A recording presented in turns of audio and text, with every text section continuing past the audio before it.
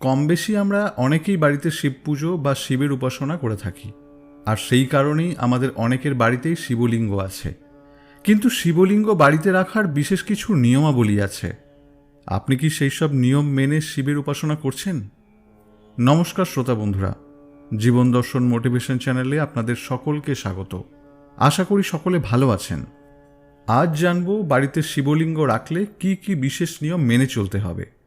তাই যাদের বাড়িতে শিবলিঙ্গ আছে বা যারা বাড়িতে শিবলিঙ্গ প্রতিষ্ঠা করতে চাইছেন, তারা ভিডিওটি মনোযোগ সহকারে দেখুন।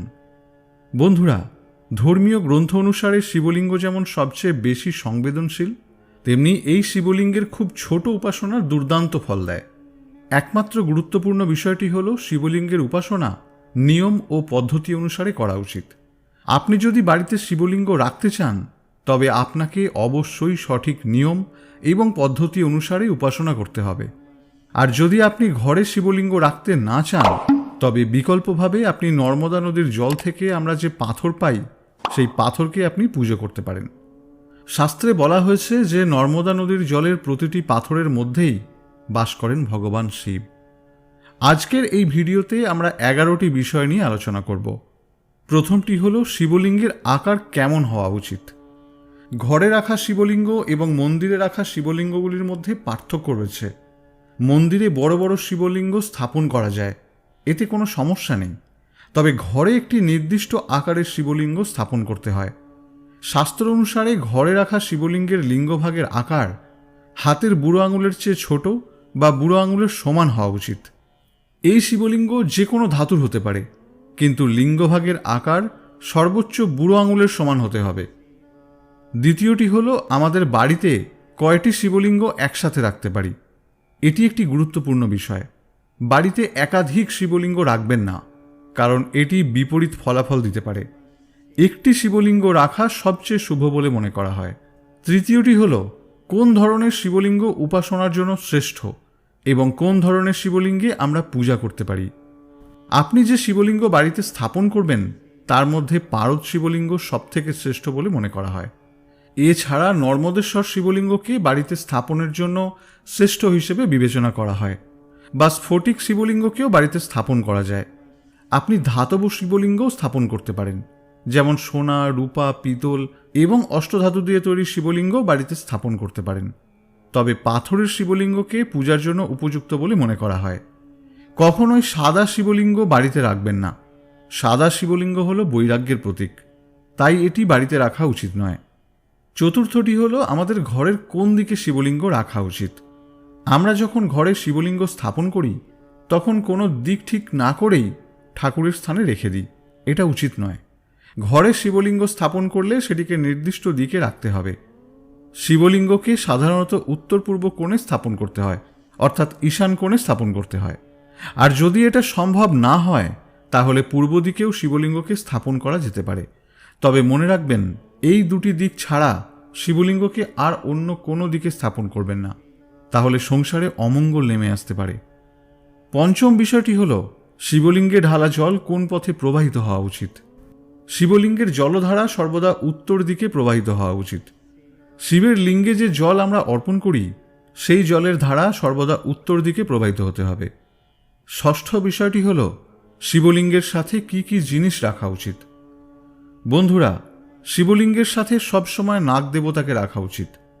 আপনি তামা বা পিতল দিয়ে তৈরি নাগ দেবতা শিবলিঙ্গের সাথে রাখতে পারেন, কেননা নাগ দেবতা ছাড়া শিব উপাসনা অসম্পূর্ণ।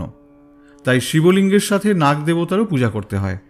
শিবলিঙ্গকে কখনোই একা রাখা উচিত নয়, এবং শিবের পুজো কখনোই একা করা উচিত নয়। সমস্ত শিব পরিবারের একসাথে পুজো করতে হবে। শিব ঠাকুরের পরিবারে আছেন ভগবান শিব, মা পার্বতী, পুত্র গণেশ এবং কার্তিক।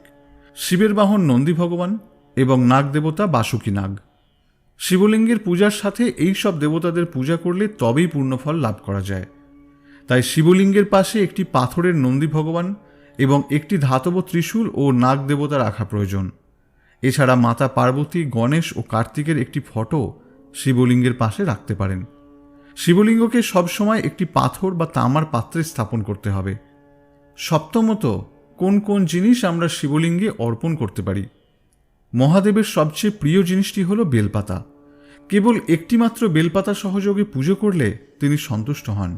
তাই শিবলিঙ্গে সর্বদা বেলপাতা দিয়ে রাখুন। এছাড়াও শিবের কিছু পছন্দের ফুল যথা ধূত্র, আকন্দ, কলকে এবং নীল অপরাজিতা, যেগুলো খুব সহজেই পাওয়া যায়, এই ফুল দিয়েই বাবা মহাদেবের পূজা করুন। তবে কখনো লাল বর্ণের ফুল শিবলিঙ্গে অর্পণ করবেন না। অষ্টম বিষয়টি হল শিবলিঙ্গের ওপর কিভাবে জল অর্পণ করবেন। শিবলিঙ্গ কখনোই শোকানো উচিত নয়। সারাক্ষণ শিবলিঙ্গের ওপর জল বর্ষণ করা প্রয়োজন। হিন্দু শাস্ত্র মতে শিবলিঙ্গ থেকে সর্বদা এক প্রকার শক্তি নির্গত হয়, যা আমাদের জীবনকে প্রভাবিত করে। এই শক্তি খুবই প্রভাবশালী। যদি আমরা শিবলিঙ্গে সবসময় জল দিতে না পারি, তাহলে এই শক্তি শান্ত থাকে না। এই জন্যই শিবলিঙ্গকে সর্বদা জলে ভিজিয়ে রাখতে হয়। এই জলের জন্যই শিবলিঙ্গ থেকে নির্গত শক্তি শান্ত থাকে। মন্দিরের ক্ষেত্রে কেউ না কেউ শিবলিঙ্গে সর্বদা জল দিয়ে অভিষেক করতে থাকেন, তাই মন্দিরের শিবলিঙ্গ শুকিয়ে যায় না। তবে অনেক মন্দিরের শিবলিঙ্গের ওপর ধাতব পাত্র ঝোলানো থাকে, তেমনি বাড়িতে রাখা শিবলিঙ্গের ওপরও জলপূর্ণ ধাতব পাত্র ঝুলিয়ে রাখবেন। তাহলে বিন্দু বিন্দু জল শিবলিঙ্গের ওপর পড়ে শিবলিঙ্গকে সর্বদা ভিজিয়ে রাখবে। এতে শিব পূজার অধিক ফল পাওয়া যায়। বাজারে ছোট ছোট অনেক রকম স্ট্যান্ড পাওয়া যায়, শিবলিঙ্গে জল দেওয়ার জন্য এগুলি ব্যবহার করতে পারেন।